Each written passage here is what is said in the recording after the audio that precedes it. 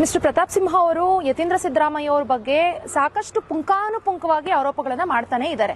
ಪ್ರಜಾಪ್ರಭುತ್ವದ ವ್ಯವಸ್ಥೆಯಲ್ಲಿ ಟೀಕೆಗಳು ಮಾಡ್ತಕ್ಕಂಥದ್ದು, ಆರೋಪಗಳು ಮಾಡ್ತಕ್ಕಂಥದ್ದು ಸರ್ಕಾರದ ವಿರುದ್ಧವಾಗಿ ಸರ್ವೇ ಸಾಮಾನ್ಯ. ನಾನು ಅದನ್ನ ವಿರೋಧಿಸಿದ್ದಿಲ್ಲ. ಬಟ್ ನಿಮ್ಮ ಟೀಕೆ ಮತ್ತು ನಿಮ್ಮ ಆರೋಪಗಳಿಗೆ ಯಾವ್ದಾದ್ರೂ ಆಧಾರ ಇರಬೇಕಲ್ಲ. ಈಗ ಏನು ಯತೀಂದ್ರ ಸಿದ್ದರಾಮಯ್ಯ ಅವರ ಮೇಲೆ ನೀವು ಆರೋಪ ಮಾಡ್ತಾ ಇದ್ದೀರಿ, ಅದಕ್ಕೆ ಯಾವ್ದಾದ್ರೂ ಆಧಾರಗಳಿದ್ರೆ ದಯವಿಟ್ಟು ಬಿಡುಗಡೆ ಮಾಡಿ, ದಾಖಲೆಗಳಿದ್ರೆ ಬಿಡುಗಡೆ ಮಾಡಿ. ಅದನ್ನ ಬಿಟ್ಟು ಆಮೇಲೆ ನಾನು ಅದಕ್ಕೂ ಮುಂಚೆ ಪ್ರತಾಪ್ ಸಿಂಹ ಅವರೇ ನಿಮ್ಗೊಂದು ಪ್ರಶ್ನೆ ಕೇಳಬೇಕು. ತಮ್ಮದೇ ಸರ್ಕಾರದಲ್ಲಿದ್ದಂತಹ ಅಂದಿನ ಸೂಪರ್ ಸಿಎಂ ಬಗ್ಗೆನೂ ಕೂಡ ತಾವು ಮಾತಾಡಿ.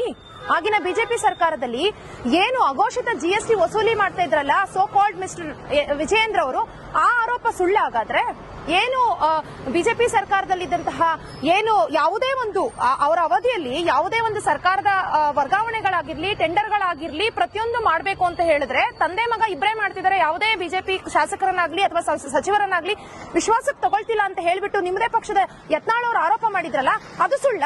ಯಾಕೆ ತಾವು ಅದ್ರ ಬಗ್ಗೆ ಮಾತನಾಡ್ತಕ್ಕಂಥ ಧೈರ್ಯ ತೋರಿಸ್ತಾ ಇಲ್ಲ? ಯಾಕೆ ಭಯನಾ ನಿಮಗೆ? ಅವತ್ತು ಏನು ತಂದೆ ಮತ್ತೆ ಮಗ ಇಬ್ರು ಭೂ ಡಿನೋಟಿಫಿಕೇಶನ್ ಹಗರಣದಲ್ಲಿ ತಗಲಾಕೊಂಡಿದ್ರು ಅನ್ನುವಂತಹ ಆರೋಪಗಳು ಬಂದ್ವು.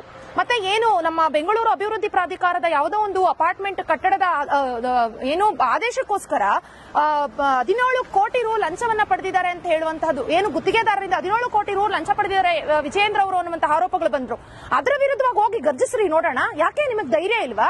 ಬರೀ ಮಾತಿತರ ಏನೋ ನಾನು ಸಕ್ರಿಯವಾಗಿದ್ದೀನಿ ಅಂತ ತೋರಿಸ್ಕೋಬೇಕು ಅಂದ್ಬಿಟ್ಟು ಬಂದು ಬರೀ ಯತೀಂದ್ರ ಸಿದ್ದರಾಮಯ್ಯ ಅವ್ರ ಬಗ್ಗೆ ಯಾವಾಗ್ಲೂ ಆರೋಪಗಳನ್ನ ಮಾಡಿದ್ರೆ ದಾಖಲೆಗಳನ್ನ ಬಿಡುಗಡೆ ಮಾಡ್ಬಿಟ್ಟು ಆಮೇಲೆ ಮಾತಾಡ್ರಿ. ಯಾವುದೇ ಸರ್ಕಾರದ ವರ್ಗಾವಣೆ, ಏನು ಟೆಂಡರ್ ಆಗಿರ್ಲಿ, ಮತ್ತೊಂದಾಗಿರ್ಲಿ, ಇನ್ನೊಂದಾಗಿರ್ಲಿ, ಕಂಪ್ಲೀಟ್ ಎಲ್ಲದರಲ್ಲೂ ಹಗರಣ ಮಾಡಿರ್ತಕ್ಕಂಥ ನಿಮ್ಮದೇ ಪಕ್ಷದ ಬಿಜೆಪಿ ಏನು ಕುಟುಂಬ ರಾಜಕಾರಣಿಗಳ ವಿರುದ್ಧವಾಗಿ ನೀವು ಮಾತಾಡಿ ನೋಡಿ. ಆಮೇಲೆ ಬಂದು ಮಾತಾಡ್ರಿ. ಆಮೇಲೆ ನಾವು ಮಾತಾಡಕ್ ರೆಡಿ ಇದೀವಿ.